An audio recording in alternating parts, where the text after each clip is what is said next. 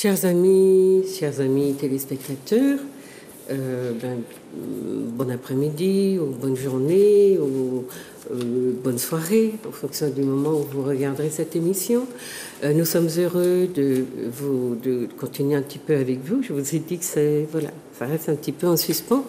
Comment nous continuerons, mais voilà, pour ce début d'année, peut-être qu'il est encore temps de vous souhaiter un peu la bonne année ou la bonne, tout ce que vous voulez. En tout cas, beaucoup de bonnes choses parce que le monde est bousculé, bousculant et malmène un peu les catégories les plus fragiles, les plus défavorisées, les moins sachants, ceux qui n'ont pas de savoir sur eux-mêmes et qu'on peut justement influencer, manipuler comme on veut. Et l'intérêt pour nous de faire ce type d'émission avec vous, c'est de vous donner un bagage, essayer en tout cas un bagage qui vous permette d'accéder à soi, à vous-même, de mieux vous connaître pour être beaucoup plus efficace, en tout cas dans la compréhension des grands débats actuels, de société actuelle, qui touchent d'ailleurs le monde noir dont nous faisons partie, et puis le monde des dominés dont nous faisons partie, le monde des malmenés dont nous faisons partie, tout en croyant, par on ne sait quelle opération, que nous sommes des privilégiés. Donc il faut que nous nous déconditionnions et que nous essayions d'analyser la réalité dans ce qu'elle a de cru et dans les rapports de force qui sont en présence et qui explique que notre société ne va pas bien ni mieux comme on le croit, même si on est toujours dans des espèces de bricolage qui mettent de la poudre aux yeux aux gens et qui font croire que voilà, finalement notre mère patrie et notre élite s'occupe bien de ses enfants, et puis on voit que de plus en plus de gens meurent de faim dans une société d'abondance, dans une société où il y a les gens les plus riches, dans une société où on roule en voiture de luxe, voilà. Et puis une partie de la population de plus en plus importante, 37, presque 40% de nos gens mangent à la soupe populaire, et ça n'a pas l'air de trop déranger les gens. On dit, ça s'y est pas, ouais, tu n'as pas fait mal. Mais enfin, nous sommes là des sociologues, des spécialistes, des universitaires, des avocats, des personnes qui regardent leur société dans ce qu'elle a, dans ce que sa réalité a de cruel. Et notre rôle, c'est de vous en parler, même si on s'applique beaucoup à vous aveugler pour vous faire croire que vous êtes ce que vous n'êtes pas ou que nous sommes ce que nous ne sommes pas. Voilà. C'est ma petite entrée en matière. Je vous remercie d'être là, d'écouter peut-être l'émission jusqu'au bout, parce que cet après-midi, j'ai avec moi des gens que vous connaissez en partie, mais qui ont beaucoup de choses importantes, scientifiques, rigoureuses à vous annoncer, ou en tout cas à vous apprendre sur vous-même. Aujourd'hui, le thème de l'émission, c'est comment appréhender l'identité de notre peuple martiniquais, si vous voulez. Je ne sais pas si martiniquais représente une réalité socio-anthropo-culturelle, parce que aujourd'hui tout le monde est martiniquais. Venir d'hier ici, c'est aussi pouvoir se déclarer martiniquais. Et nos martiniquais, enfin ceux d'ici, les locaux, avec beaucoup de guillemets, sont les premiers à baptiser de martiniquais tous ceux qui arrivent, alors qu'ils les refusent peut-être aux Haïtiens, qui continuent à appeler des Haïtiens. Les autres qui ne sont pas, voilà, les privilégiés de la planète, continuent à mériter des noms d'oiseaux souvent, et puis des qualificatifs qui montrent un petit peu notre état d'esprit. Alors, comment appréhender cette réalité, cette identité, non à partir de principes ou de préceptes ou de théories, approche idéologique, mais d'approche anthropologique et juridique, comme on va essayer de le voir. Voilà, donc cet après-midi, j'ai trois invités que je remercie d'être là. Il y a Dr Milka Valentin, qui est, que vous connaissez et qui aussi contribue à détricoter nos aliénations. Bonsoir, Madame Valentin Milka. Bonsoir aux auditeurs de Zouk TV. Merci Juliette de m'avoir invitée à traiter d'un sujet qui participe justement de la construction de l'identité et donc de l'identité martiniquaise. Et donc ça me fait un plaisir c'est un plaisir pour moi d'être là. Et on essaiera donc d'apporter ce que nous avons de mieux. et de meilleur à notre peuple. Merci Mika. Nous avons aussi Maître Monotuka que vous connaissez, qui vous apporte aussi beaucoup d'éclairage sur le plan du droit, de la justice telle qu'elle fonctionne ou dysfonctionne chez nous. Bonsoir Maître Monotuka. Bonsoir Juliette. Voilà, je suis avocat au barreau de Fort-de-France et puis chercheur, et j'ai eu l'occasion notamment d'écrire sur le processus de créolisation, l'identité créole. Voilà, dans mes recherches, c'est aussi du droit, analyser en fait notre statut actuel, intégrant en fait depuis le commencement de l'époque coloniale, esclavagiste, jusqu'à aujourd'hui. Voilà, d'ailleurs, ça a été l'objet de ma thèse doctorale, soutenue en 2003. Et puis, par ailleurs, je fais un travail à côté d'autres, s'agissant de la nécessité de la réparation du crime contre l'humanité que constitue en fait l'esclavage et la traite. Voilà. Merci. Nous avons donc un troisième invité, c'est M. Ventura Luisito. Est-ce que vous voulez vous présenter un peu? Oui, Luisito Ventura, je suis consultant dans le domaine de l'éducation. Je suis aussi, je dirais, chercheur, puisque j'en fais, et je travaille beaucoup sur les problématiques récurrentes de l'éducation, de la formation professionnelle, du tutorat, de l'accès aussi à la formation continue certifiante. Et puis, bien sûr, cela m'amène à travailler aussi sur la sociologie. Sur la sociologie, bien sûr, de l'éducation. Je dirais aussi sur l'adéquation économie-formation. Voilà. Alors, merci. Voilà, chers amis, nos trois invités se sont présentés. Vous connaissez leur domaine. C'est très important que vous fassiez attention au domaine de la spécialité de chacun des nôtres, parce que nous sommes dans une société où les gens s'octroient des titres. Vous voyez, c'est une société qui est basée sur l'excellence. Elle a envie, elle cherche, elle s'invente de l'excellence que elle n'en a pas. Et vous avez beaucoup de gens qui se donnent des titres sans se rendre compte qu'un titre est l'aboutissement d'une trajectoire d'études, de recherche, de travaux, de tout ce qu'on veut. Et donc, si on n'a pas les théories ou les savoir-faire, les compréhensions fines de l'intérieur des spécialités qu'on a, un titre n'est qu'une espèce de chapeau sur une tête, voilà, qui n'est ni coiffé, ni voilà, qui est en broussailles. Donc, ça sert peut-être qu'on vous voit avec votre chapeau, mais le reste, voilà, vous n'êtes pas efficace, pas compétent, et vous trompez aussi ceux qui croient en vos titres. Donc, nous sommes dans la déconstruction aussi de cette façon que notre société a de s'auto-ériger en spécialiste, enfin beaucoup des nôtres, sans mériter ces titres-là. Alors aujourd'hui, nous prenons des libertés, le droit, peut-être que nous ne sommes pas érigés en juge de qui est quoi, qui a quelle qualité ou pas, mais nous sommes quand même, nous aussi des spécialistes, en mesure de remettre en question un certain type de fonctionnement qui contribue au dysfonctionnement que nous observons dans notre société. Voilà. Donc, je vous ai énoncé le titre c'est comment de notre après-midi, enfin de notre rencontre, comment appréhender l'identité martiniquaise, parce que nous avons entendu, depuis que nous avons commencé cette série de réflexions autour de l'identité de notre société, nous n'avons pas considéré que ce qui existe, les travaux qui ont été faits étaient des travaux définitifs, et que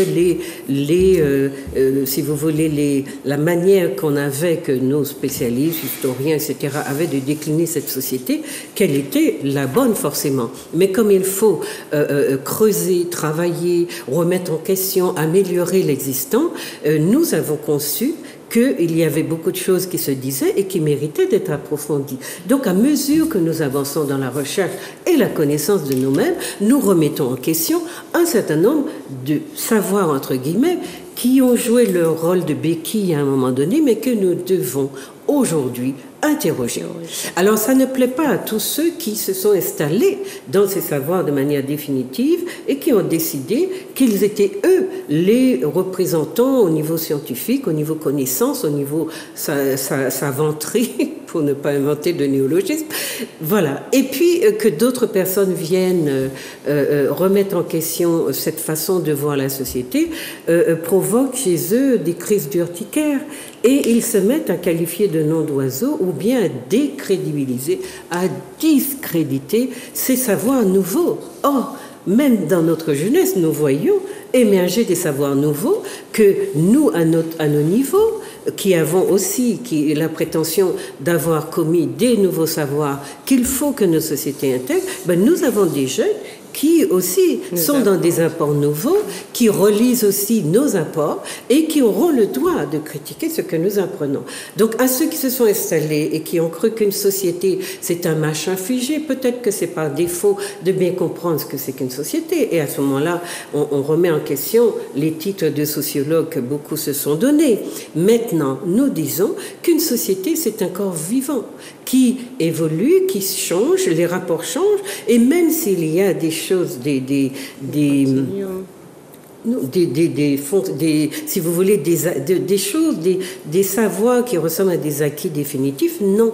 Rien dans une société. La preuve, c'est que les sociétés naissent et meurent, et pas forcément avec les mêmes personnes. C'est pour ça que nous disons d'ailleurs que nous sommes en danger, parce que nous voyons bien qu'il y a une dynamique dans notre société à cause justement des mauvaises lectures qu'on lui impose et qu'on impose à ceux qui ne savent pas qu'on peut lire autrement. Notre société, eh bien, elle est en train de mourir parce qu'elle est en train de nous échapper, mais elle ne va pas mourir en tant que société. Nous allons mourir ou en tout cas être très affaibli en tant que groupe humain qui était celui qui représentait ce qu'on va appeler provisoirement Martiniquais dans notre société. Voilà pourquoi nous avons décidé de vous parler aujourd'hui d'un sujet grave et chacun de mes collègues va vous apporter à son niveau ses connaissances. Donc je commence pour qu'on ait vraiment le temps d'entendre chacun pleinement par vous présenter un petit peu quelques mots sur la genèse de la société martiniquaise, parce que ce qui a beaucoup gêné et qui gêne beaucoup notre élite, une certaine élite de chez nous, c'est que nous parlons beaucoup trop d'Africains, parce que ça met tout le monde mal à l'aise. Il ne faut pas dire, mais c'était la volonté de la France de ne pas faire exister d'Afrique ni chez elle. Elle avait juste besoin de la main-d'œuvre, juste besoin de leur matière première, juste besoin de leur génie, leur créativité, de leurs dons gratuits, ou de leur extirper gratuitement leur travail, mais pour le reste, pas question d'Afrique, pas question d'existence, de parler même de l'existence de cette infra-humanité, puisque c'est comme cela qu'on les a catégorisés et que notre élite continue à la catégoriser. Donc aujourd'hui, moi je vous montre un peu quelques apports anthropologiques sur ce que nous savons d'historique et donc de scientifique sur notre société, puisque l'histoire fait partie des sciences humaines. Elle n'est pas là pour raconter suivant la volonté de ceux qui le décident, ceux qui lui passent par la tête. L'histoire, c'est l'histoire, et nous voulons qu'elle joue son rôle dans la connaissance de nous-mêmes. Alors, la jeunesse de notre société, enfin moi je dis que nous n'avons pas de société à nous, toutes les institutions sont blanches, donc elles sont françaises. Par rapport si vous voulez qu'on aille plus vite quand même, je vais utiliser le mot société parce que c'est une béquille, mais j'en ai pas d'autre pour le moment. Donc, quand les Blancs arrivent ici, les Français, pour prendre possession de cette société, en Europe, on est à une époque qui correspond on est dans une société qui correspond à ce qu'on appelle les sociétés post-féodales. On est dans le bas Moyen-Âge et on a un groupe humain qui a une mentalité très particulière qui arrive ici. Et si nous partons de cette considération de post-féodalité, nous comprenons aussi le caractère du groupe des Blancs qui est à la Martinique. C'est une nécessité que nous comprenions, si vous voulez, la typologie même identitaire des gens qui vont former cette société. Société post-féodale, quand ils arrivent ici, les Amérindiens, ou ceux qu'on appelle les Caraïbes, sont exterminés. les colons donc, vont prendre leur place et puis on a une sorte de substitution de population qui va faire que on va considérer que culturellement et humainement, eh bien, la Martinique est une société, une région vierge, un territoire vierge. Les Français s'en emparent, ils installent leur civilisation, leur culture, leurs projets, et nous n'en sommes pas sortis puisque je vous ai dit que toutes les institutions sont françaises.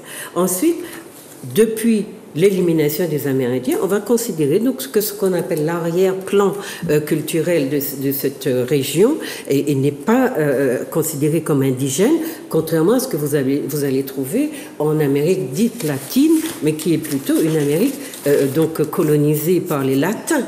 Mais c'est une Amérique que les Indiens, les Amérindiens appellent l'Amérique du Sud. D'accord? Et puis, une fois que la colonisation va être à l'œuvre, voilà, on est dans une sorte de peuplement nouveau. Et c'est pour cela qu'on va parler donc de cette Martinique-là comme d'une société de peuplement. Ça veut dire qu'on considère qu'il n'y avait rien avant et qu'on va faire venir, d'abord les colons vont faire venir pour le besoin de leurs projets économiques des gens, notamment des Africains, pour des raisons que vous allez trouver dans les ouvrages. Ils sont forts, ils supportent la chaleur, ils sont ci, ils sont ça, et on a besoin de cette main-d'œuvre-là en les traitant donc d'esclavagés et en leur enlevant leur âme, en les traitant de même pas de sous-humains, d'infra-humains, enfin bon, ils ne sont pas dans l'humanité. Et c'est pour cela qu'on peut les utiliser comme des outils. Et le Code noir va inaugurer donc ce qu'on va appeler la question raciale. C'est un racisme d'État structurel donc, que nous vivons aujourd'hui encore, qui va inaugurer les relations entre des races entre guillemets différentes et qui va donner à chaque race sa place. Donc noir et blanc constituent si vous voulez, ce qu'on va appeler les groupes fondateurs de cette société.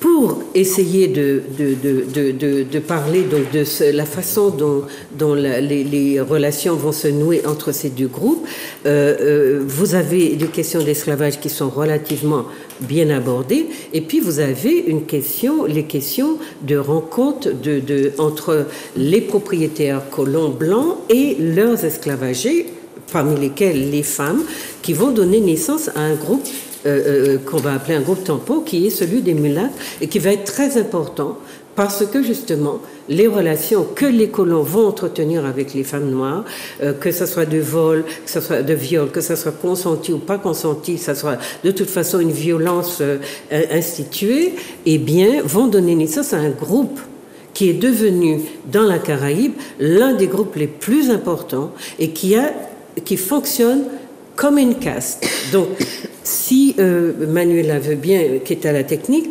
je vais vous montrer à travers des diaporamas comment la population, l'histoire de ces relations raciales s'est établie. Et là, nous sommes en histoire et en anthropologie. Je ne veux pas que nous ayons affaire à des gens qui blablatent. Là, vous avez des chiffres, des pourcentages. Donc ça, c'est les relations raciales. Est-ce qu'on peut voir la deuxième diapo? Voilà. Facteurs numériques dans l'influence culturelle, rapport de population noire et blanc pendant l'esclavage. Moi, je vous ai établi ce schéma pour que vous compreniez, quand on vous dit que la dynamique essentielle de notre société est africaine, on n'est pas en train d'élucubrer. Regardez les rapports de population. Même si les institutions sont blanches, c'est dans des rapports de force elles se sont établies, mais les rapports de population sont celles-là. En 1788, à peine un siècle avant l'abolition de l'esclavage, vous avez donc 7 noirs pour un blanc. On continue, Manuela? Merci. Voyez, voilà ce que ça donne sur le camembert. Voyez, c'est une petite portion contre une très grosse majorité de ce que nous appelons les Noirs, les Kamites pour ceux qui préfèrent le terme, ou les Afro aujourd'hui, les Africains au départ et les Afro-descendants si vous voulez. Voilà, parce qu'il faut aussi qu'on se mette d'accord sur comment on va désigner cette composante qui représente, vous avez vu, à la fin du XVIIe siècle, 75 000 personnes. D'accord? Les rapports sont importants. Les Blancs représentent 9500 personnes. On continue? Voilà. Quand vous regardez, en moins d'un siècle, en 1847, une année avant l'abolition, vous avez donc un rapport de Blancs qui représente, je crois, combien de pourcents de la population? 8%? On ne voit pas bien. Ah oui, j'espère que les téléspectateurs voient. Un groupe de mulâtres, En bleu. surprenant, en bleu, surprenant, qui représente 29% de la population, en peu de temps, en moins d'un siècle. Et puis, la masse de la population, même si on l'a diluée par le métissage, reste africaine. En 1847, notre population demeure essentiellement africaine. Et si on tient compte du fait que les mulâtres sont nés d'une mère noire, parce qu'à l'époque, le métissage est dans un seul sens. C'est pas papa qui a fait yish métis, c'est maman qui a fait yish métis. Eh bien, enfin, qui font imposer ou pas. Donc, vous voyez, si on tient compte de ça, vous avez l'empreinte africaine qui est très dominante dans la population. Un an avant l'abolition de l'esclavage. Nous avons quoi aujourd'hui? Nous n'avons pas 200 ans d'existence post-abolitionniste. Donc, pourquoi est-ce que c'est problématique pour beaucoup des nôtres de reconnaître cette réalité-là? Elle est anthropologique, on est là dans l'anthropologie humaine. Et les statistiques, ce n'est pas moi qui les ai fixées. Ce sont ceux qui ont fait des recherches sur nos populations. Notamment le père du diamant, comment il s'appelle? Le père, bon, j'ai oublié son nom, mais c'était le curé du diamant. Voyez, les métis, les mulâtres, forment un groupe qui est tellement compact, un an avant l'abolition de l'esclavage, que vous allez comprendre pourquoi aujourd'hui c'est un groupe qui est une caste. Qui est une caste à l'égal de la composante. C'est pour ça que quand je parle des mulâtres, je ne parle pas des gens. Je parle de la façon dont notre population est structurée. Et il y a un groupe intermédiaire qui a un rôle très important dans la dynamique sociologique de notre population, de notre société. On ne peut pas le nier, on le voit là sur le graphique. Et les Blancs, qui sont une toute petite minorité, vous le voyez encore, et qui pourtant détiennent l'importante dynamique, enfin économique, culturelle, quoi qu'on dise, enfin structurelle de cette société, qui sont les garants, en tout cas, du pouvoir et de la domination française dans ce pays, d'accord? Même s'ils ont œuvré pour garder leurs privilèges à eux, pour que la France ne les rogne pas de trop. Mais en tout cas, la France a besoin d'eux, puisque c'est grâce à eux qu'elle peut dire « ici, nous sommes chez moi ». Enfin, voilà. Donc, ces gens-là, ces métis-là, s'expliquent pourquoi elle est si importante. La proportion des colons français, je vous lis un monsieur qui s'appelle Emmanuel Todd, qui est historien français, il dit, pour expliquer pourquoi notre population s'est métissée si vite, et continue d'ailleurs, et par rapport aux colonies anglophones ou anglaises de l'époque, la proportion des colons français à avoir des relations sexuelles avec des femmes noires apparaît supérieure à celle de leurs homologues anglais. C'est pour ça qu'elle est tellement anti-métisse en PIA. Et aujourd'hui, tout le monde revendique. On ne sait pas dans quelles conditions. Si, on croit qu'on sait dans quelles conditions ce métissage a opéré. Mais on revendique à tour de bras ce métissage.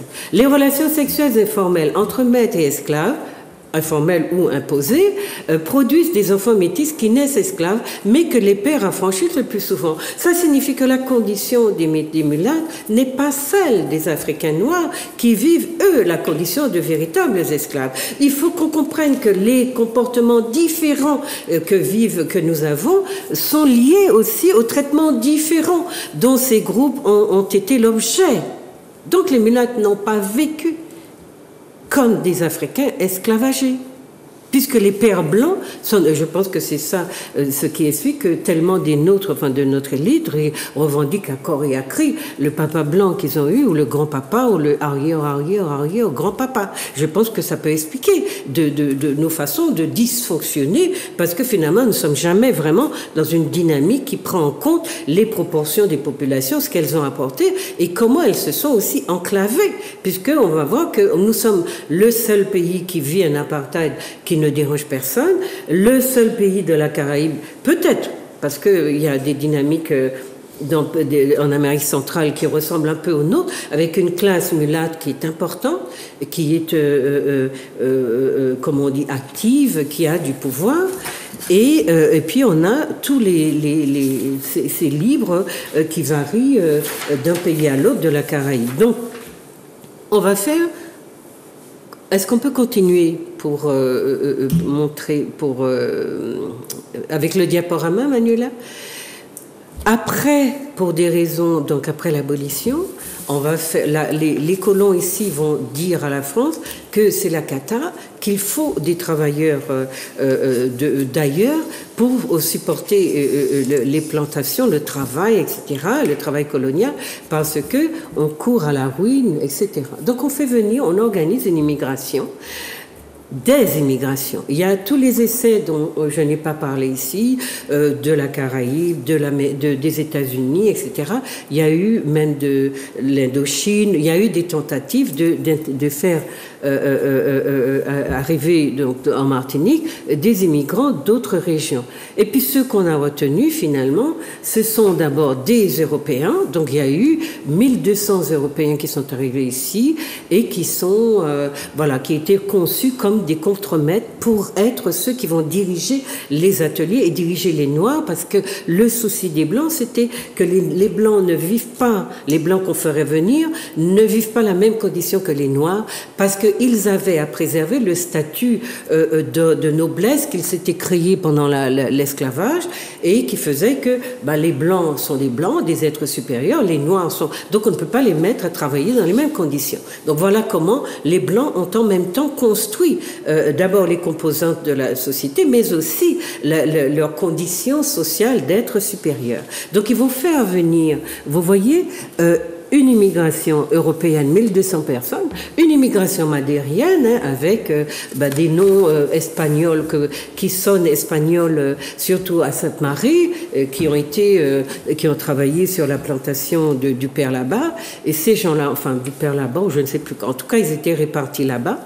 Et ce sont des gens qui ont donc contribué à diversifier si vous voulez, les races qui sont arrivées à la Martinique, mais après l'abolition. Ensuite, il y a eu une immigration chinoise qui a représenté 978 personnes, qui s'est métissée, qui s'est fondue dans la masse et dont on n'a pas retrouvé vraiment des traces. Il y a 2 ou 3 personnes qui revendiquent aujourd'hui d'être des descendants de cette immigration-là, mais les Chinois que nous avons à la Martinique sont des gens qui sont arrivés au début du XXe siècle, autour de 1910, 1912, et qui sont donc les noms chinois que vous connaissez aujourd'hui. Des gens donc qui sont arrivés au XXe siècle et non pas au XVIe, et qui sont arrivés quand la société martiniquaise était déjà constituée. Il faut qu'on le comprenne, anthropologiquement, c'est important. Ensuite, vous avez une immigration africaine, parce que quand ils ont... Alors je vais vous parler d'immigration indienne après, parce que elle a été menée en parallèle avec l'immigration africaine et l'immigration chinoise. Ils ont essayé ces 2 immigrations, mais l'immigration africaine rappelait, parce que l'immigration indienne leur a donné beaucoup de mal, donc ils ont voulu renouer, je parle des colons, renouer avec l'immigration africaine, mais l'Angleterre qui dominait à ce moment-là le monde et les mers a décidé, puisqu'elle avait, elle, aboli sa traite négrière transatlantique, que la France devait aussi abolir la sienne, et du coup, on va trouver, donc entre 1857 et 1862, on fait 62, je crois, oui, on fait intervenir, donc 1857 à 1862, on introduit à la Martinique 10 521 Africains. qui sont des personnes rachetées, des Congos de chez nous que nous connaissons aujourd'hui. Il y a des noms qui ont été préservés et qui sont donc de ces personnes qui n'ont pas été esclaves et qui ont été de cette immigration parallèle à l'immigration chinoise, à l'immigration indienne, d'accord? Et donc ces personnes-là ont été répartis sur des plantations ou dans des communes dont on retrouve la trace de leur culture. Donc, si vous ajoutez ces 10 521 personnes aux 75 000 de la post-abolition, vous voyez que nous sommes à plus de 80% de la population qui est d'origine africaine. Donc, quand nous vous parlons d'Afrique, nous ne sommes pas en train, je répète, d'élucubrer. Nous vous disons que si nous abordions nos problématiques d'un point de vue anthropologique, eh bien, nous n'aurions pas à interroger l'africanité de cette société. Où sont passés tous ces gens? Vous croyez que du jour au lendemain, on a supprimé leurs croyances parce qu'on l'a voulu? On a supprimé leur manière d'être, d'aimer, de rire, de manger, de boire? On les a supprimés, éliminés? Non, c'est une aberration de penser votre histoire sous cet angle-là. Donc nous rétablissons aujourd'hui quelques vérités. Donc les Indiens arrivent. Est-ce qu'on peut voir la dernière diapo? Voilà, les Indiens arrivent en parallèle. Vous voyez, je vous ai mis toutes les immigrations sur la droite, l'image de droite. Les Indiens arrivent, ils sont 25 000 pendant 30 ans. Cette immigration est maintenue pendant 30 ans en créant toutes sortes de problèmes à la société, à la Martinique, parce qu'elle n'était pas voulue véritablement, qu'elle a été maintenue de force et qu'elle a été la plus longue. Donc c'est elle qu'on a vue et qui a laissé le plus de traces dans la vision qu'on a de la Martinique, qu'il y aurait eu des immigrants qui ont joué contre les Noirs, contre les Afro-descendants ou les Africains, et qui ont été leur ennemi. Ce qui est une lecture de l'histoire qui est absolument polémique et très injuste. Parce que j'ai commis des ouvrages sur cette histoire-là. Si vous avez envie d'entrer dans une vérité anthropologique, il faut les lire. La question de l'immigration indienne, ou l'indo-antillais entre Noirs et Békés, ou la Martinique entre ethnicité et citoyenneté. Vous avez des éléments pour analyser les conflits dans lesquels on a installé Noirs et Indiens à la Martinique de manière absolument injuste et pour justement cacher la volonté des Blancs d'empêcher les Noirs d'entrer dans des rapports de salariat et de mérite, de monnayage de leur monnaiement, je ne sais pas comment dire ça, de leur force de travail contre un salaire que les Blancs refusent. D'ailleurs, toutes les grèves que vous avez par la suite sont des grèves où les Noirs demandent où les travailleurs demandent, parce que dans beaucoup de grèves, on va retrouver ces travailleurs intriqués, Noirs, Africains qui viennent d'arriver, ou Africains d'anciens, et Indiens qui viennent d'arriver. On va les retrouver dans les luttes sociales. Et il y a toujours des morts pour les mêmes raisons. Ce sont des revendications salariales. Donc moi, cette partie-là, c'est celle-là que je dois vous présenter. Je veux juste vous expliquer que cette question des composantes de la population doit vous demander une attention particulière.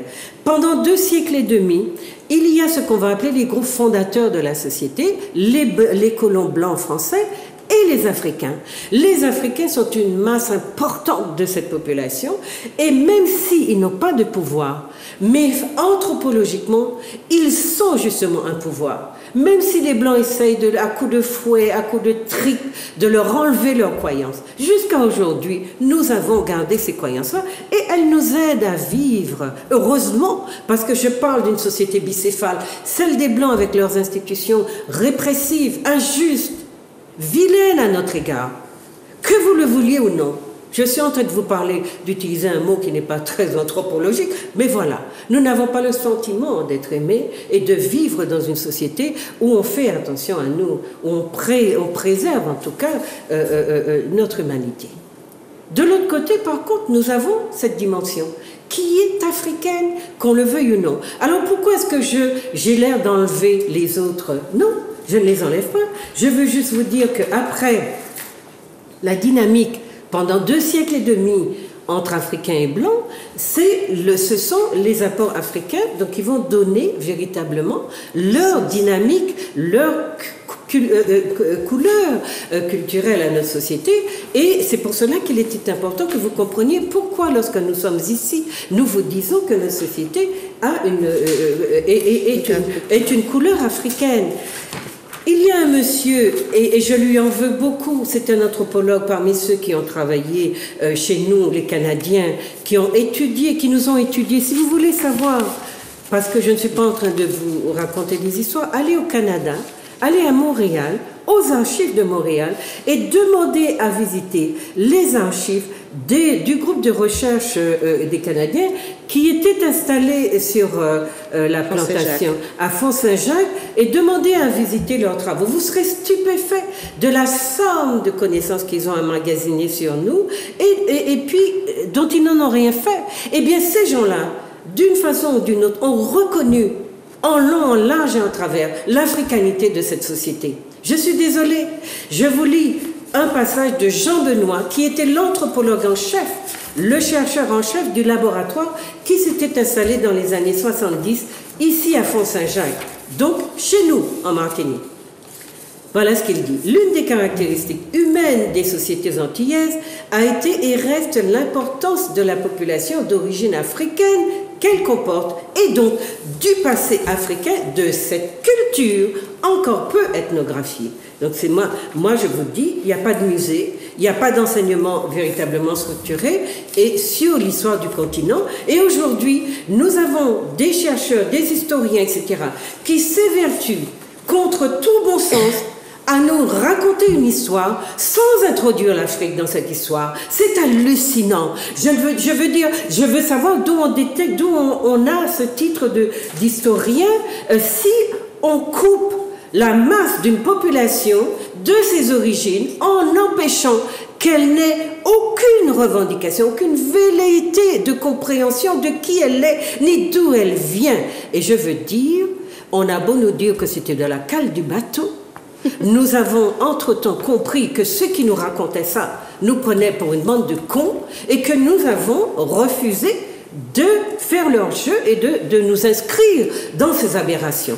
Donc, voilà la dynamique importante. 2 siècles et demi, les Africains imprègnent cette société de tout ce qu'ils sont fondamentalement, même des empêchements, et ils ont caché comme ils pouvaient camoufler, mais ils ont transmis leur patrimoine. Tout ce que en quoi vous voyez. On m'a dit, j'ai lu hier ou avant-hier que le Gadet Zafé n'avait plus de place, tellement il y avait des gens qui venaient chez eux. Le Gadet Zafé, c'est quoi? C'était celui qui était une sorte de chaman en Afrique quand il fait le bien, et une sorte de sorcier quand il fait... Bon, bref, vous avez vu? On me parle des immigrants, et quand on parle de notre société, on nous dit, oui, on est tous confondus, on a un tas de mélanges, on est ici. Non, non. Moi, je peux vous parler de l'apport indien, puisque j'en sais quelque chose de très, très intime. Les gens qui arrivent après l'abolition de l'esclavage trouvent en place une société constituée. Il se peut qu'ils aient de petits apports, qu'ils enrichissent, comme les étrangers enrichissent la France et les autres pays et les capitales européennes. Mais on ne peut pas dire que tout le monde, en choc en bloc, a construit la société martiniquaise. Il y a 2 groupes fondateurs dans cette société. Ce sont les Blancs et les Noirs, c'est vrai, dans des rôles très différents et des rapports à notre humanité très différents. C'est cela que vous retenez quand vous essayez de vous concevoir anthropologiquement. Maintenant, sur le plan des apports des autres groupes, on n'a rien empêché. Les gens ont fait leurs affaires. On a enrichi le paysage martiniquais de petits temples hindous qu'ils ont eu d'ailleurs à grand renfort de pression et d'oppression et de tout ce que vous voulez. Il y a des Chinois qui nous vendent aujourd'hui notre propre nourriture, mais ceux-là ne viennent pas de l'immigration. Donc il y a de tout. On facilite d'ailleurs la vie à beaucoup d'autres groupes plutôt qu'aux afro-descendants. Donc voilà ce que je veux vous dire sur le plan anthropologique, et mes collègues vont vous parler donc de la façon dont notre culture est constituée et dont on nous dit qu'elle est parfaite et qu'il ne faut pas l'interroger ni la mettre en question. Je vous dis que sur le plan historique, nous commettons des erreurs dans la façon de considérer qu'on est un tchok en bloc, qu'on est un mélange. J'ai entendu parler de société mosaïque. On a inventé toutes sortes de concepts aliénants pour ne pas regarder la façon, de manière très rigoureuse et structurée et historique et dynamique, dont notre société s'est mise en place. Et je dis notre société en vous disant dès le départ qu'elle ne nous appartient pas encore parce que les institutions ne sont pas à nous. Donc voilà dans quoi nous sommes. Donc je vais laisser céder la parole maintenant. Et juste pour finir, vous dire que après, au début du XXe siècle, vous avez donc des Syro-Libanais qui arrivent, donc à partir des années, ça commence très à la fin du 19e, et les Syro-Libanais, c'est début 20e siècle, les Chinois de maintenant, c'est début 20e siècle, et vous avez les pieds noirs à l'époque de la guerre de l'Algérie qui affluent ici en grand nombre et qui créent d'ailleurs les incidents que vous savez, notamment décembre 59. Vous avez après des immigrants de la Caraïbe anglophone, des Dominicains, des personnes de Sainte-Lucie, etc. La population blanche française représente donc cette couche plutôt de pieds noirs et puis de quelques immigrants, de quelques Français qui représentent l'État français. Et puis aujourd'hui, donc on a continué à voir affluer des petits groupes mais qui n'influent pas sur la dynamique culturelle de notre pays. C'est pas parce que vous allez faire un cours de je ne sais pas quoi comment on appelle dans ces danses nouvelles-là que la société martiniquaise est devenue ce peuple-là. Voilà. Maintenant, il y a une composante ici qui grossit, qui ne veut pas s'appeler immigrant comme nous sommes appelés immigrants ou immigrés quand nous allons chez eux. Ce sont les Français qui sont propriétaires de cette société et qui représentent aujourd'hui, en termes d'effectifs, un nombre considérable dont on ne veut pas nous délivrer les pourcentages et nous savons pourquoi. Donc nous sommes dans des stratégies particulières, c'est pour cela que je vous disais, il faut qu'on regarde comment évolue cette société ou cette institution qui nous sert de société pour savoir si nous sommes encore possesseurs de quoi que ce soit. Voilà. Donc cet éclairage donné, vous comprenez pourquoi nous vous parlons d'Afrique. Et n'allez pas écouter ceux qui pensent que nous sommes un tchok en blanc. Non, la dynamique de cette société s'est formée avant l'arrivée de tous les autres immigrants, toutes les autres immigrations. Voilà. Milka, est-ce que vous voulez bien Alors, présenter? donc, je vais me baser sur l'étude des contes dits créoles, mais peut-être certainement créoles, hein, qui ont forgé justement l'identité des Martiniquais et vous montrer comment ces contes, qui fondamentalement sont africains dans leur conception, c'est-à-dire dans ce qu'ils délivrent en tant que comportement culturel, en tant que dynamique culturelle, mais qui, par leur contenu idéologique, est fondamentalement créole. Alors, et c'est peut-être certainement à juste titre qu'on les appelle contes créoles. Mais leur structure, je répète bien, leur structure, elle est africaine. C'est-à-dire que non seulement les personnages, la dynamique des personnages, ensuite leur façon d'interagir dans la société, elle est fondamentalement africaine. Le conteur, par exemple, il est la réplique de ce qu'on appelle en Afrique le djeli, c'est-à-dire celui qui dit la société africaine, qui la raconte et qui dit les mythes, les légendes, les traditions et qui permet aussi de socialiser les groupes dans lesquels il intervient. Et c'est pour ça que le conte en Martinique a été un facteur de socialisation important et non seulement de socialisation, mais de formatage identitaire. C'est-à-dire que c'est grâce aux contes, tout compte fait, alors les contes, les proverbes, les titimes, etc., que les individus qui étaient donc esclavagés, donc sur la plantation, c'est grâce aux contes qu'ils ont été éduqués. Et cette éducation a été transmise par les Africains. Donc, elle ne peut pas souffrir d'être une éducation qui aurait été dite métisse, une éducation qui serait du ressort d'un quelconque métissage, ni non plus d'une quelconque nouveauté, puisqu'on parle on laisse croire que les gens qui sont arrivés ici sont nés dans la cale du bateau, ce qui veut donc dire que ce seraient donc des gens qui n'auraient rien apporté, qui seraient des sacs vides, et que c'est ici qu'il y aurait un homme nouveau qui serait né, et avec sur la plantation, il aurait appris tout ce qu'il sait. Alors qu'on sait que sur la plantation, personne n'apprend rien.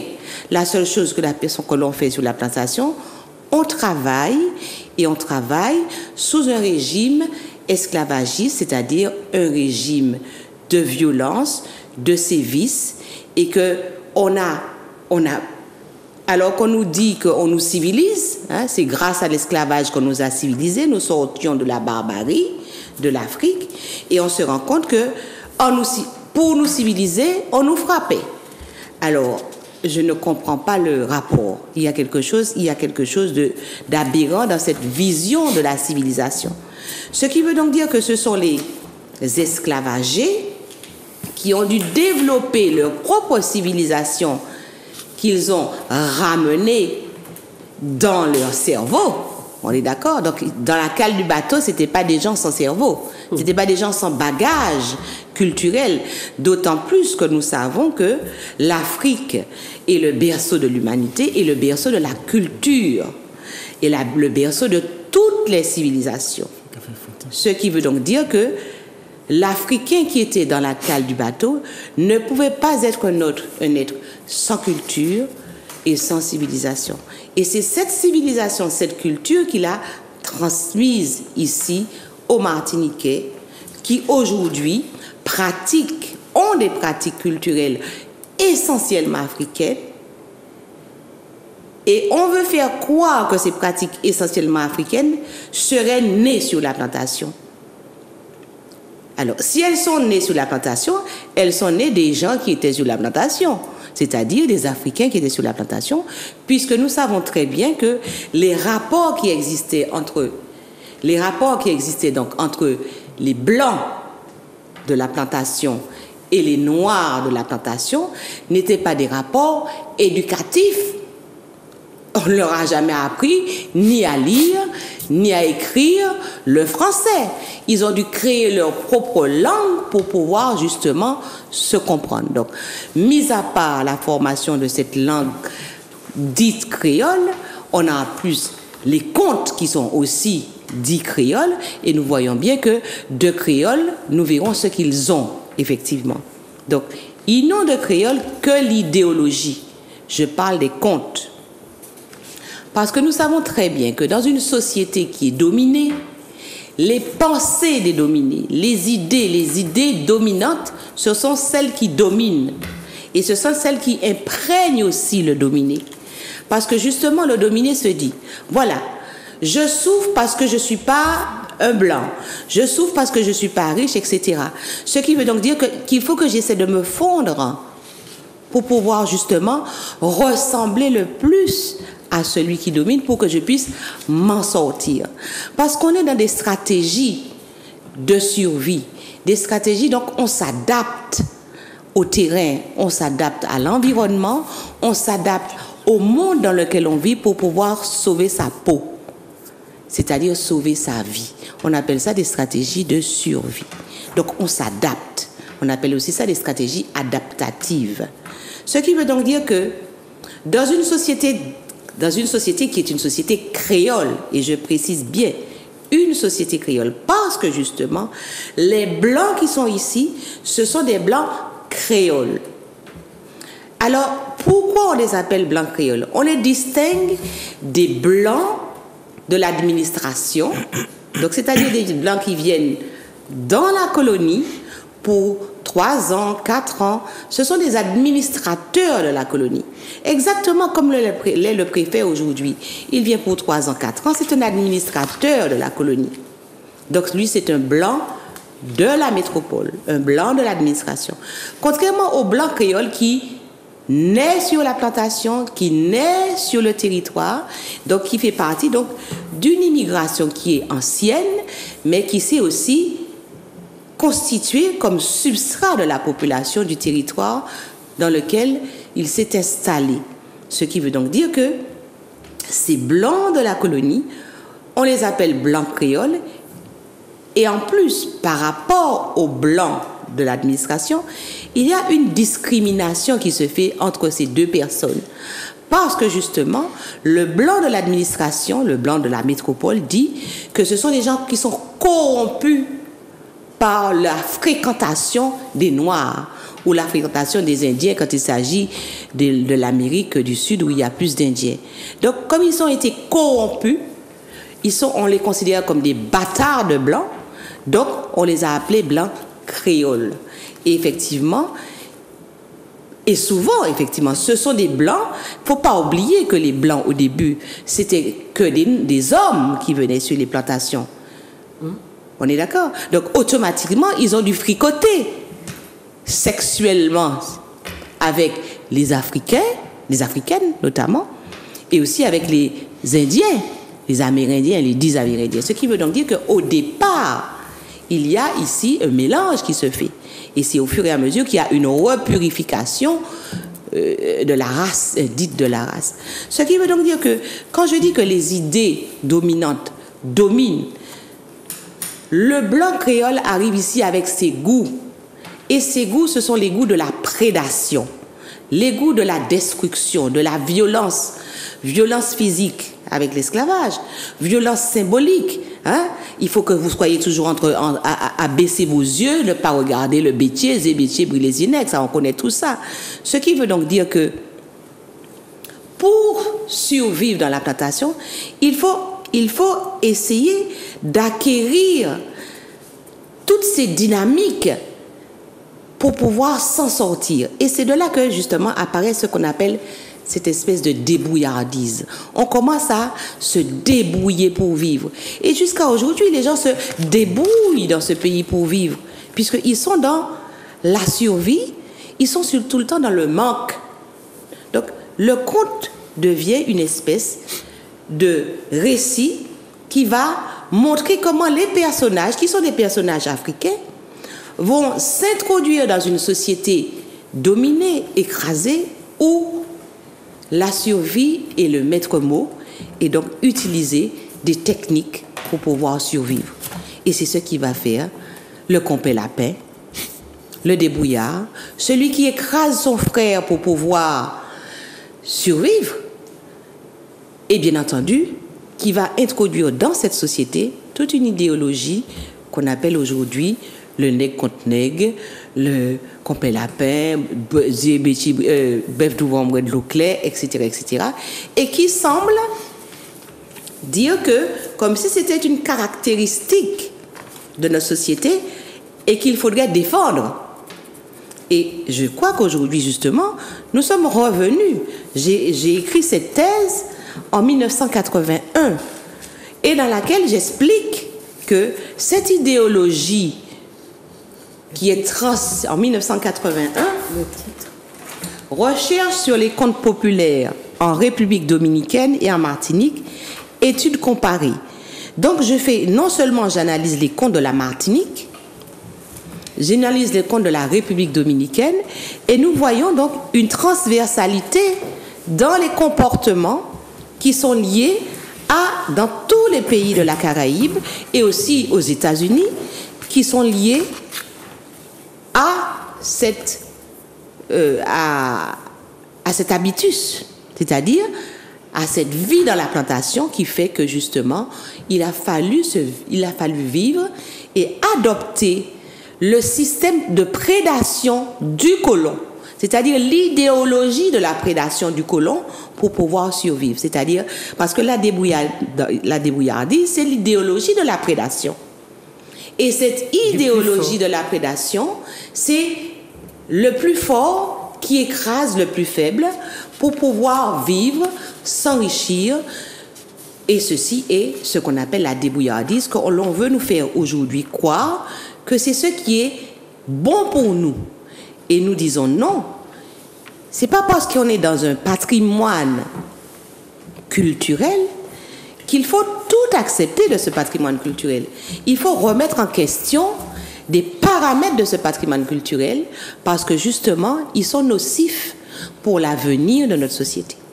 Donc, je pense que pour l'instant, je peux peut-être m'arrêter là et laisser peut-être Dominique expliquer justement plus amplement au niveau de la créolisation cet habitus créole qui fait que justement, aujourd'hui, on peut nous dire que effectivement, nous avons des comportements créoles, mais ce sont des comportements créoles qui sont dans un cadre africain et nous voulons remettre la main sur notre cadre africain parce que justement, dans aucun des contes africains, vous avez cet habitus créole. Le conte africain est un conte qui est basé sur ce qu'on appelle la maat en Afrique, c'est-à-dire la justice, l'équité et la vérité. Ce qui veut donc, ce sont des choses que nous découvrons récemment, que nous avions une idéologie que nous transmettions dans notre façon de vivre. Et on voit très bien que le conflit que nous vivons intérieurement, du point de vue une philosophie, donc qui est une philosophie de vie et une vision du monde, une vision qui est une vision basée sur la Maat et aussi sur l'Ubuntu, c'est-à-dire sur le partage. Et c'est ce que nous continuons à faire puisque tout compte fait, il y a un conflit qui se déroule en nous-mêmes. Et ce conflit fait que, à un certain moment, vous allez voir que celui-là est le débrouillard, et puis à un autre moment, il sera celui qui partage. Donc, on est tout le temps dans une dynamique conflictuelle. Merci Milka. Et en fait, ce qu'il faut qu'on conclue de tout ça, c'est que si nos ancêtres n'avaient pas cette posture, cette philosophie de vie, cette société si dure, si brutale, si violente, si méchante, si exploiteuse, n'aurait pas été viable. Absolument. Voilà. Donc, quand on vous parle d'africanité, on sait de quoi on vous parle. Donc, on passe maintenant la parole à Maître Dominique Monotuka. Et il s'agit aussi de nous dire pourquoi aujourd'hui, tout d'un coup, des gens pensent qu'on est amérindien et pas africain. Alors, pour réagir juste sur la dernière partie de ta phrase, en fait, qui pense que nous ne sommes pas africains, nous sommes amérindiens, je considère en fait que ce sont des effets, ce ne sont pas des causes, et par conséquent, il faut explorer en fait les causes qui expliquent en fait cette confusion chez certains parmi nous. Qui de plus en plus en fait sont minoritaires. Donc, pour une raison simple, c'est que les travaux de recherche, les travaux d'analyse dans tous les domaines des sciences sociales ont permis de rétablir en fait la vérité anthropologique, la vérité historique, la vérité sociologique, ethnologique, etc. et juridique. Alors,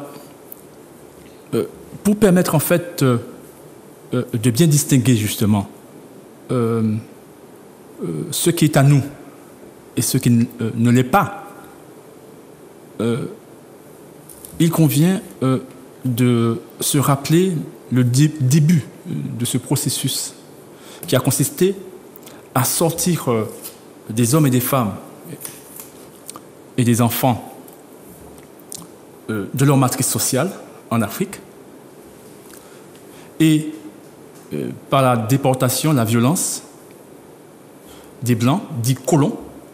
Il faut bien caractériser en fait, je dirais ceux dont on parle, les agresseurs, ce sont des colons, des esclavagistes, Ce sont des concepts qui veulent dire en fait des choses, qui envoient des choses bien précises. Eh bien, ces colons vont arracher ces hommes et ces femmes, ces Africains, ces Africaines, de leur matrice, donc par conséquent, de leur socialité propre, pour les inscrire, par la violence et la manipulation, dans une autre matrice sociale. Donc dans une autre culture, qui est en fait la culture esclavagiste, la culture coloniale. Il faut bien comprendre ça. Et donc, cette culture coloniale renvoie bien entendu à la société esclavagiste, la société coloniale. Et cette société dite coloniale est une société qui est instituée, je veux dire en fait qui est organisée juridiquement, avec en fait un système décisionnel représenté par les colons étatiques, avec leur administration et avec bien entendu leurs forces publiques, c'est-à-dire le système des militaires, policiers, voilà, la force publique en fait, et qui, avec leur système aussi judiciaire, pour condamner, si on ne respecte pas l'ordre en fait colonial, l'ordre esclavagiste. Donc, voyez bien en fait que ces hommes et ces femmes sortent de leur propre matrice où ils sont institués comme étant des êtres humains, ils se socialisent comme des êtres humains, et donc la production des êtres humains qu'ils sont est une production humaine reconnue comme telle, etc. Il n'y a pas de difficulté. Et puis, voilà qu'ils se retrouvent en fait du jour au lendemain en fait arrachés et donc inscrits, asocialisés dans une matrice en fait fondée précisément sur la négation de l'identité humaine. Parce qu'il s'agit de ça, il faut bien comprendre ça. C'est ça, lorsqu'on parle du système colonial, du système esclavagiste, on parle d'un système qui a exclu, parce qu'on va y revenir tout à l'heure, qui exclut l'identité humaine de la socialité pour préférer imposer des identités fictives. Et dans le cas d'espèces, il s'agit, puisqu'on parle du système esclavagiste, du code noir, ça renvoie au code noir. Et donc, dorénavant, ces hommes et ces femmes noires doivent s'identifier à des identités fictives que sont esclaves, meubles et affranchis. C'est ce qui leur est donné, la possibilité. Voilà, ils doivent se socialiser, se soumettre à ça. Et puis, les Blancs doivent s'identifier à l'identité de maître. Vous voyez, donc voilà, une identité de fiction. Je dis par nature, en fait, ils sont tous des êtres humains. Mais personne n'est être humain.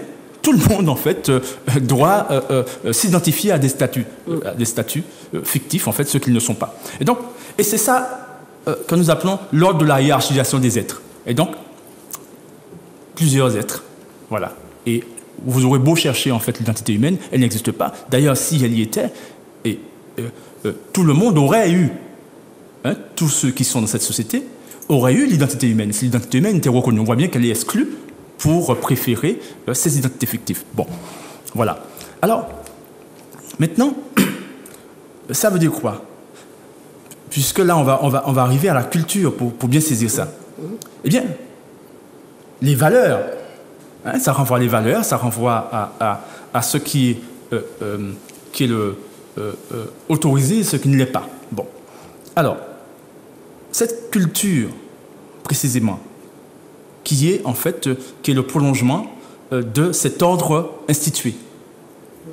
C'est une culture, en fait, qui, nous l'avons compris, qui renvoie au statut, je disais, en fait, de la hiérarchisation des êtres. Et donc, c'est une culture, en fait, qui est la culture qui est propre au colon. C'est la culture du colon, c'est sa volonté qui va être ce qui va organiser les relations entre les êtres humains. Et donc, c'est le colon qui donne du sens, et c'est son sens qui est officiel. C'est lui qui donne la signification des choses, en fait, des valeurs, etc., qui organise, en fait, les choses. Donc, par conséquent, par exemple, cette hiérarchisation des êtres qui est basée sur une hiérarchisation racialisée, eh bien, les différentes nuances de couleur de peau, eh bien, ce sont les valeurs du colon. D'accord ? Lorsque les concepts vont naître, conformément à ces valeurs du colon, Sacrata, Griffon, etc., avec Mulatresse, etc., avec toute une taximonie, en fait, conforme, en fait, à cette culture propre du colon. Alors, constatez bien, la culture du colon est une culture, en fait, qui refuse de reconnaître, en fait, la qualité d'être humain à ces hommes et ces femmes noirs. Bon. Et cette culture, par conséquent, est une culture, en fait, faite de violence, d'imposition raciste et d'injustice, par conséquent. Donc il faut bien distinguer, et c'est pour ça qu'en fait que la colonisation, l'esclavage, la traite, tout ça va être désigné comme étant, en 2001, en France notamment, comme étant un crime contre l'humanité. Un crime contre l'humanité. Il faut bien comprendre la signification. Donc, la culture du colon, la culture de l'esclavagiste, est constitutif d'un crime. C'est un crime contre l'humanité. Ça, cette culture-là. Et c'est cette culture, en fait, que les colons vont désigner comme étant la culture créole. D'accord? Et pourquoi créole? Pourquoi ils vont désigner cette culture créole? Parce qu'ils sont dans cette pratique, et à un moment donné, ils vont mettre un mot sur cette culture. Ils vont l'appeler culture créole. Parce qu'ils considèrent en fait que les colons les plus aboutis, les plus imprégnés des valeurs en fait instituées donc de déshumanisation sont les blancs dits créoles, c'est-à-dire sont ceux qui sont nés dans les colonies, dans les sociétés esclavagistes, et qui vivent, qui n'ont connu que ça en fait. Dans sa densification, j'entends. Et donc c'est dense là, c'est très dense. Lorsqu'on considère en fait les archives, on voit ce que vivent ces hommes et ces femmes réduits en esclavage et ce que vivent par conséquent ces blancs et ces blanches en tant que supérieurs. Donc par conséquent ce que font vivre ces gens aux autres. Mais je veux dire en fait qu'on constate bien qu'en fait que pour pouvoir assumer une telle violence quotidienne, eh bien lorsque l'autre arrive et puis qu'il n'est pas encore, le blanc arrive en fait d'Europe, il voit des monstres. Et donc, c'est précisément ça. D'ailleurs, c'est tellement ceux qui ont vécu ça. Je pense à Las Casas, par exemple. Et là, il y a un ouvrage qui est là dès le début, hein, avec Colomb arrive, Christophe Colomb, etc. Il est là dès le début de cette violence. Et il a écrit un ouvrage en 1552 qu'il a intitulé « Très brève relation de la destruction des Indes ». Et où il clairement dit qu'en fait que ce qu'ils appellent découverte, hein, est en réalité la destruction des Indes. Ce sont ces termes, la destruction. Et ils diront en fait il dira de ces gens, je le cite, en parlant des colons, ils sont entrés comme des loups, des tigres et des lions très cruels, affamés depuis plusieurs jours, depuis 40 ans. Et aujourd'hui encore, ils ne font que les mettre en pièces, les tuer, en parlant des Indiens. Les inquiéter, les affliger, les tourmenter et les détruire par des cruautés étranges, nouvelles, variées, jamais vues, ni lues, ni entendues. Fin de citation. Donc on voit bien en fait que, en effet, c'est de la pure violence. Et c'est ça, en fait, cette culture-là qui va obliger, en fait, voilà. Alors, je me permets, pour toujours éclairer, en fait, ceux qui nous regardent, nous écoutent, je prends, en fait, parce que les colons, je disais, ils ont mis un mot, le mot créole, en fait, sur créoliser. Hein, il fallait créoliser les Noirs, donc par conséquent, les amener à adopter cette culture-là. Voilà. Et donc, et vous avez bien compris que, en fait, c'est pour mettre en contradiction cette culture-là, et puis la culture, en fait, de ceux-là, en fait, qui subissent cette culture créole et qui la refusent et qui disent, nous sommes des êtres humains. Et nous voulons une société fondée sur l'humanité. Et qui a abouti en fait à cette exigence que ça soit reconnu comme étant un crime contre l'humanité, cette culture-là, cette pratique-là, la pratique coloniale, la pratique esclavagiste. D'accord? Donc, vous voyez bien qu'il y a deux cultures. La culture en fait des colons, qui est là et qui nous écrase, hein, et puis la culture en fait de ces hommes et de ces femmes en fait africaines arrachées en fait d'Afrique et de générations qui vont être là dans cette expérience-là et qui refusent ça. Alors là, je me permets encore en fait de citer Las Casas, s'agissant en fait de ce qu'il disait des Indiens. Parce qu'en réalité, ces 10 Indiens qu'ils vont désigner comme étant des Indiens, là nous sommes au début du processus, en fait, colons qui arrivent, etc., toute sa bande. Ils vont réagir en être humains qu'ils sont. C'est pas parce que l'autre, le colon, en fait, vient avec son système de valeurs créoles que ces hommes et ces femmes indiens ne vont pas réagir, en fait, pour ce qu'ils sont. Lorsqu'ils sont en face de cette culture-là, qui prétend, en fait, organiser, les pacifier, les amener, en fait, à intérioriser cette culture, et puis à se socialiser tranquillement, oui, accepter, en fait, hiérarchisation des êtres, vous êtes les derniers, et vous voilà, etc. Eh bien, voilà ce que Las Casas dit.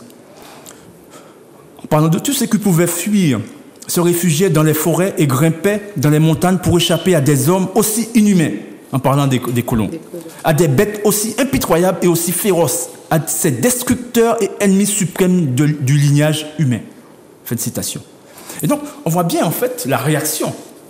Et d'ailleurs, à la fin du 19e siècle, rappelez-vous, lorsque, en fait, les colons européens vont vouloir alors aller directement en Afrique et coloniser l'Afrique de manière avec le traité de Berlin 1884-1885, comment, en fait, les Noirs ont eu aussi à se retrancher, se replier. Donc on voit cette dynamique tout à fait humaine.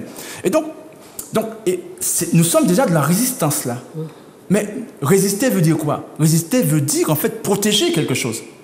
Protéger quelque chose, préserver l'intégrité de quelque chose. Et c'est précisément la reconnaissance de leur humanité, dont ils avaient pleinement conscience parce qu'ils sont qui ils sont, et cette nécessité de se battre pour elle, pour qu'un jour on reconnaisse en fait que ce que font ces gens, cette culture créole, soit reconnue comme étant ce qu'elle est, un crime contre l'humanité.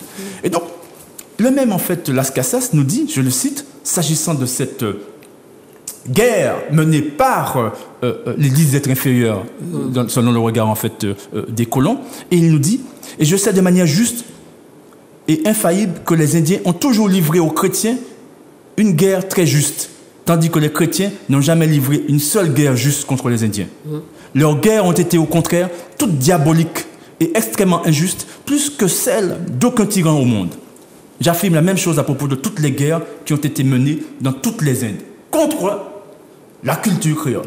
D'accord? Et donc, je disais en fait tout à l'heure, je parlais de la culture créole. Et donc, évidemment, que veut les créolisants? C'est le processus de créolisation. On rentre dans ce système et puis ils souhaitent en fait que dorénavant en fait qu'on se conforme à ça. Et ils utilisent la force publique, la violence en fait, etc. Bon, ils se comportent ainsi comme ils le souhaitent. Bon. Et donc, je disais tout à l'heure en fait qu'ils vont le dire à travers leur dictionnaire, à travers leurs écrits. Et là, je me permets de citer à nouveau ce que j'ai déjà fait à d'autres circonstances. Un dictionnaire de l'époque, en fait, nous sommes en pleine société esclavagiste, 1836, de Babot, et qui nous dit ceci, dictionnaire français, créolisé, adjectif, naturalisé aux colonies, qui a les goûts, les habitudes de colon, qui a les goûts, les habitudes de colon. Pas d'un blanc, d'un colon. Et donc, par conséquent, nous savons c'est quoi un colon. D'accord? Et donc, c'est ce dont Las Casas nous restitue, et c'est ça la culture créole. Créoliser, adopter les goûts et les habitudes du colon. Créoliser, donc comme je l'ai dit tout à l'heure. Et c'est pour ça qu'en fait, que le concept de créolisation, créole, en fait, a été retenu par les colons pour pouvoir dire leurs valeurs, leur système. Et donc, c'est pour ça que, et là, je me permets de citer Paulien de Sainte-Marie, un esclavagiste de l'époque.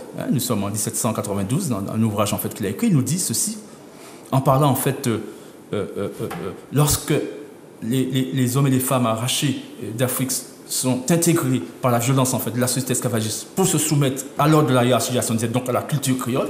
Eh bien, voilà quel conseil il donne en fait aux autres colons pour pouvoir en fait mieux obtenir selon lui en fait cette conformation, cette soumission, cette obéissance en fait à l'ordre, à la culture créole. Les commandeurs doivent recevoir l'ordre le plus absolu de ne point infliger aucune correction aux nègres débarquants de Guinée. Ils doivent, au contraire, leur expliquer avec douceur ce qu'ils ont exécuté, leur faire remarquer leurs fautes par la voix de leurs compatriotes qui doivent, autant que la chose est possible, être mêlés parmi eux lors du travail et logés dans leur voisinage. On doit commencer à les corriger que lorsqu'ils sont assez créolisés pour être jugé capable de commettre des fautes avec connaissance de cause, car alors il serait dangereux de l'auto-passer. Et il continue, il nous dira un peu plus loin, en parlant des Africains, après 2 ans, ils seront créolisés et d'excellents esclaves. Et donc, ce sont les goûts et les habitudes de colons. Excellent esclave veut dire quoi? Ça veut dire qu'en fait, que la noire ou le noir, en fait, l'Africain ou l'Africaine, se mettrait alors à la culture créole. Ouais, voilà, donc c'est ça en réalité. Donc c'est ça la culture créole. Alors attends, c'est tiré du livre oui, tout à fait. Résilience et manipulation. Voilà, ouvrage collectif en fait que nous avons eu en fait justement. Pour mettre les points sur les i, expliquer les phénomènes. Absolument. Et donc ça c'est très très important. Et donc à partir de là, à partir de là, et je vais juste conclure, synthétiser là, et puis après on va y revenir, pour dire en fait que, eh bien, il y a cette confrontation entre deux civilisations et je dirais autrement, une civilisation contre une incivilisation. Exactement. D'accord? Une civilisation contre une incivilisation. Et lorsque, en fait, certains parmi nous, et je parlais des faits tout à l'heure, c'est un conditionnement. Ils n'arrivent pas à distinguer la culture créole de la culture humaine, africaine. De la culture civilisationnelle, de la culture africaine, qui, elle, est fondée sur la reconnaissance pleine et entière en fait de l'identité humaine et par conséquent de la généalogie humaine. Bref, je vais prendre le détail, qui est donc fondée sur la filialité. Alors que l'autre, la culture, l'incivilisation est fondée sur l'infilialité, autrement dit, qui ne reconnaît aucune relation, aucune filiation entre les êtres humains et les êtres humains. Voilà. J'en ai terminé pour l'instant.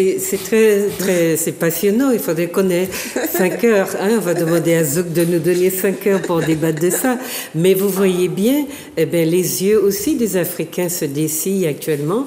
Et ils sont dans ces caractérisations-là. Ils ont compris que ceux qui leur ont menti pour se présenter comme des civilisés étaient en fait des personnes d'une violence inouïe. Et aujourd'hui, c'est ça. La vérité nue est là. Et il faut juste s'interroger de savoir pourquoi les nôtres sont en train de nous demander de faire de la résilience sans arrêt et de nous inventer maintenant des ancêtres amérindiens, de refuser toujours l'Afrique au nom du rejet racial de l'Africain. C'est vous dire comment on nous a abêtis et appauvris. Alors on va écouter maintenant Monsieur Ventura, Luisito. Allez-y. Oui, alors je parle effectivement de cette réalité sociologique à la Martinique, d'accord? Et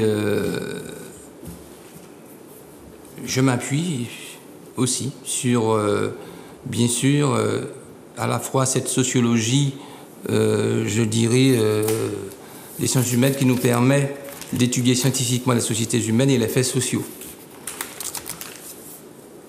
Autant la sociologie est récente, autant elle permet à l'homme de s'interroger sur soi, au groupe humain de rechercher leur origine, leur appartenance anthropologique. L'anthropologie culturelle doit fonder la construction collective. L'anthropologie historique met les formes sociales en relation avec l'histoire particulière de chaque peuple. Notre histoire n'est pas si vieille et les stigmates y sont encore présents.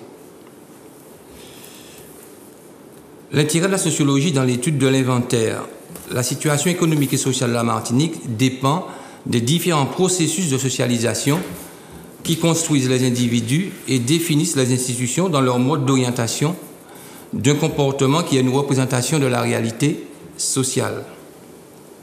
La Martinique vit pleinement de la globalisation de l'économie.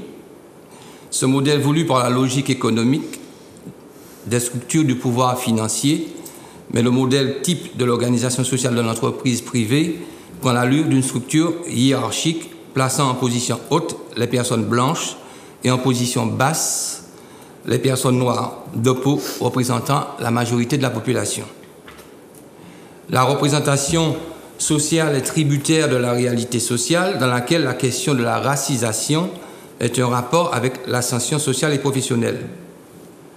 Cela nous amène à nous interroger concernant la socialisation à la Martinique. La sociologie doit faire cet inventaire en toute transparence afin de dire toute la vérité à la population martiniquaise, notamment à notre jeunesse, en relevant que le groupe minoritaire n'a pas changé de posture depuis les périodes sombres de l'esclavage et de la colonisation. En effet, ce mécanisme social utilisé par le groupe Béké depuis plus d'un siècle a conduit à une aliénation de la population noire qui a entraîné une perte de l'intégration sociale chez certains Martiniquais. Il a laissé des traces dans la société martiniquaise d'aujourd'hui, même s'il y a eu, après la période des champs de canne, la volonté farouche d'accès à l'école et aux études supérieures. Aimé Césaire dit dans le cahier d'un retour au pays natal que c'est l'aliénation la chose la plus grave, et il ajoute qu'il y a un mal-être martiniquais, il y a un mal-être antillais qui se comprend très bien. Tenant compte de ce constat, nous pouvons affirmer que la socialisation, qui est un processus d'identification, de construction de l'identité, c'est-à-dire d'appartenance et de relation, nous donne l'information scientifique qu'à la Martinique, il n'existe pas un seul groupe humain doté de la même culture, de la même identité collective. La dualité dans le social de l'identité, qui est le point de départ de la division du soi, à savoir identité pour soi et identité pour autrui, inséparables, ne fonctionne pas à la Martinique, car la reconnaissance de l'autre fait l'objet d'un rejet par la minorité qui considère que la population de couleur noire ou autochtone n'a pas le même statut social, la même position sociale. De cette réalité sociologique, il convient de dire qu'il existe à la Martinique ce que Pierre Bourdieu appelle un espace de différence dans lequel la domination dépend de la situation des ressources et de la stratégie des acteurs. Cet espace social s'organise autour de deux dimensions, le volume global des ressources détenues et sa répartition entre capital, économique, fortune, salaire, revenus et culturel, connaissances, diplômes, bonne manière. C'est par la science que l'on emporte la conviction, en s'appuyant sur des faits historiques, en observant les comportements.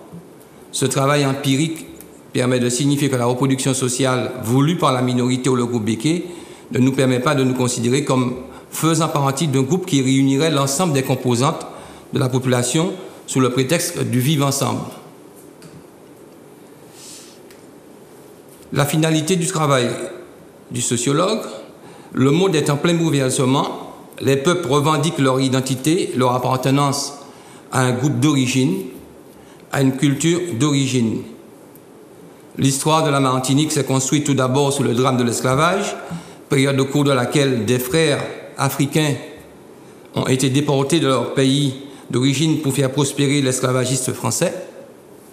Nous savons que le peuple caraïbe appelé Kalinas ou Kalinagos, qui venait de l'Amazonie, a été chassé par les Français en 1658 suite à une expédition à la fois terrestre et maritime. Les Caraïbes furent battus et se réfugièrent dans les îles de la Dominique et de Saint-Vincent. Les colons venaient de la France hexagonale et ils étaient des Blancs qui ont toujours protégé leur race, comme ils l'ont toujours dit ou signifié publiquement. Le vivre ensemble doit se construire dans le champ du travail, dans le champ de la formation, dans la sphère privée et dans la sphère sociale. Dès lors que vous refusez de partager avec la population de couleur noire votre quotidien, il est impossible de parler de tous créoles. Pas très long. D'autant que cette notion d'appartenance est réservée à la domination des personnes blanches qui vivaient dans les colonies et qui mettaient en esclavage leurs semblables. Merci, Luisito. Ce qui nous aurait servi davantage, ça aurait été qu'on comprenne toute la façon qu'on a d'habiter le métier de sociologue dans notre pays, à quoi servent nos sociologues et les anthropologues, pourquoi est-ce qu'on ne les entend pas davantage pour déconstruire ces schémas. Sur le plan juridique, c'est fait, sur le plan civilisationnel, c'est fait. Et la question qui nous tarabuste reste celle-là. Il y a beaucoup de gens qui se donnent le titre de sociologue et qui n'aident pas cette société à s'approprier justement le discours, le vocabulaire, les concepts qui permettent qu'on comprenne, non pas de manière confusionnelle comme les gens qui se permettent d'écrire et de stigmatiser les nouveaux venus sur la scène de la pensée, qu'il faut le dire comme ça. et qui le font en étant persuadés de détenir un droit sur le savoir et auquel nous n'aurions pas accès ou que nous ne pourrions pas interroger. Voilà. Donc, voyez, l'émission arrive à son terme pratiquement. Je vais vous laisser... Dominique avait quelque chose à ajouter sur la question de cette propagation, cette lutte des créolistes ou des créolitaires qui veulent continuer quand même, contre tout bon sens, à imposer une vision amérindienne de soi, de l'identité. Et puis Milka, qui parlait de justement le tempérament créole à travers le conte que beaucoup des nôtres considèrent comme étant un phénomène totalement positif, culturel, alors que le conte recèle beaucoup d'une idéologie qui n'est pas du collectif, qui ne participe pas à la construction d'une société du partage, comme pour la MAD dont tu as parlé tout à l'heure. C'est-à-dire qu'il y a une idéologie de l'individualisme, de l'individualisme, et qui effectivement porte préjudice à la société globale, puisque au collectif, puisque tout le monde essaie de se et c'est pour ça que souvent les gens vous disent ah oui, on fait pas peuple, etc.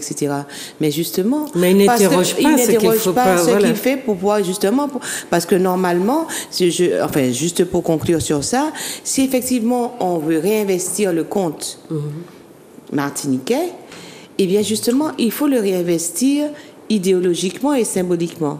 Parce que tout conte fait, on peut créer, parce que justement le conte sert à ça. C'est un outil éducatif, et si on veut propager aujourd'hui une éducation auprès des enfants par le biais du conte, il faut revoir l'idéologie du conte. Il faut à tout prix revoir la symbolique des personnages, et il faut à tout prix introduire dans le conte, qui est un support culturel africain, je le répète, et qui est parce que tous les contes qu'on a des Orpes et compagnie ce sont des contes africains. Et qui ont été dévoyés. De leur philosophie. Et qu'il faudrait donc réinvestir pour que justement ces contes servent à la société et construire une culture commune, parce qu'il s'agit de l'imaginaire. De l'imaginaire, exactement, construire notre imaginaire. Parce que justement, c'est l'imaginaire colonial qui est dans les contes. Voilà. Donc il faut recréer un imaginaire martiniquais qui serait propice à ce que nous fassions une vision du monde différente et collective, qui serait justement une vision dans l'humanité et dans la fidélité. Représenter de soi. Dominique, vous voulez ajouter quelque chose? Oui, tout à fait, pour dire en fait que et pour rappeler en fait la dimension institutionnelle en fait de la problématique d'aujourd'hui. Je veux dire en fait que la culture créole, la culture du colon, s'agissant en fait de la Martinique en l'occurrence, est une culture instituée.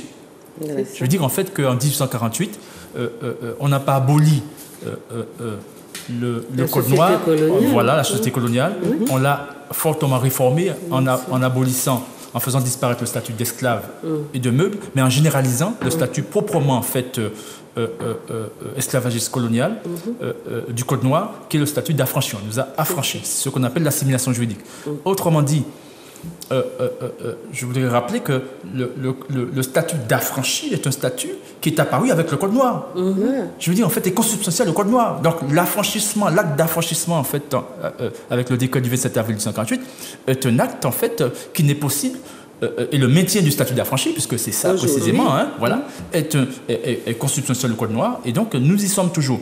Et c'est ce qui explique parce qu'il n'est pas abrogé. Parce que c'est pas abrogé. Et donc par conséquent, parce que nous sommes contraints de nous socialiser toujours selon l'ordre de la hiérarchisation des êtres. D'accord ? Il faut bien comprendre ça. Autrement dit, il y a cet effort en fait ancestral de génération en génération qui a permis l'abolition du statut d'esclave et de meuble, mais il reste encore à finaliser, c'est-à-dire la disparition du statut d'affranchi pour voir l'émergence et l'institutionnalisation du statut d'être humain. Et ça, en droit, c'est quelque chose de bien précis. Ça n'a rien à voir avec en fait le statut qui nous a imposé et qui renvoie au statut d'individu et qui renvoie au statut de droit individuel, etc. N'a rien à voir. Donc, pour dire en fait que, en effet, parce que nous sommes encore socialisés dans cette sous l'autorité en fait de la culture créole et qui s'impose avec l'ordre public qui est là à travers ces policiers, ces gendarmes, ces militaires et aussi en fait ces instances judiciaires qui permettent de valider en fait je dirais l'exigence en fait du respect donc de la justice en fait donc nous y sommes et ça c'est pas du vent, ça c'est une réalité scientifique, c'est quelque chose de sociologique, voilà, et c'est ce qu'on demande à nos sociologues de travailler alors et donc tu as raison Juliette lorsque tu posais la question de savoir en fait où sont nos anthropologues, où sont nos sociologues en fait qui devraient, en tous les cas, qui devraient interroger et puis qui devraient assumer. Et je vois qu'en fait que je dis qu'en Bafeil, certains essayent de sauver la culture créole. Ils ont des dividendes sans doute dans cette affaire. Voilà, mais sans doute. Mais bon, voilà. On doit conclure. Mais c'était pour moi quelque chose de passionnant. Vous avez vu, on a essayé de vous présenter chacun avec sa spécialité, que vous l'écoutiez un peu plus longtemps pour que vous dégagiez plus d'éléments de discours, parce que je sens quand je vous rencontre que vous n'arrivez pas à tout bien articuler. Et dans la question de l'affranchi dont parle Maître Monotuka, c'est très important que vous compreniez que la catégorie des affranchis n'est pas homogène. On nous a sous-catégorisés, et donc dans les affranchis, il y a les mulâtres en tête, comme dans toute la hiérarchisation raciale, il y a les mulâtres en tête et puis il y a tous les autres. Et dans les affranchis, il y a les affranchis blancs, moyennement blancs, plutôt noirs, plutôt très très noirs, etc. Donc cette catégorie-là, elle explique le brouillard, le brouillon dans lequel nous vivons, parce qu'elle-même, elle n'est pas homogène. Donc on a les blancs et puis on a tous les autres, mais dans tous les autres, c'est un foutoir dans lequel nous sommes en permanence en train de nous boxer, de nous opposer, d'être dans la débrouillardise, d'être dans le conflit aussi de reconnaissance, etc. Donc sur cette base-là, chers amis, nous espérons vous avoir éclairé un petit peu et nous vous demandons de lire donc les travaux de Maître Monotuka, de Madame Dr Valentin, les miens si ça vous intéresse. On vous en présente quelques-uns à la fin de l'émission, mais il y a des choses à comprendre pour sortir d'une idéologie qui nous prive toujours de notre humanité, avec des théoriciens soi-disant qui sont des idéologues qui soutiennent l'insoutenable, parce qu'on ne peut pas vous dire que vous êtes dans une culture, dans du beau, quand on vous ment en permanence sur justement on vous prive d'humanité au nom du fait qu'il ne faut pas reconnaître que vous venez d'Afrique. Or celle qui a humanisé cette société, c'est bien la société africaine, et vous n'avez pas d'autres repères culturels que celle-là. Ça ne veut pas dire que les autres groupes n'ont pas eu, mais c'est le formatage, la structuration de cette société dans son humanité, dans ses résistances, comme vous en ont parlé mes collègues, c'est ça. Ce sont ces gens-là qui ne sont pas les colons, qui vous ont apporté de l'humanité, essentiellement au départ l'Afrique, que vous rejetez contre tout bon sens, et vous allez voir qu'à un moment donné, vous allez devoir accepter la réalité pour ce qu'elle est, puisque nous sommes dans les sciences sociales et que nous vous apportons un regard scientifique sur cette réalité-là. Je vous remercie d'avoir été là.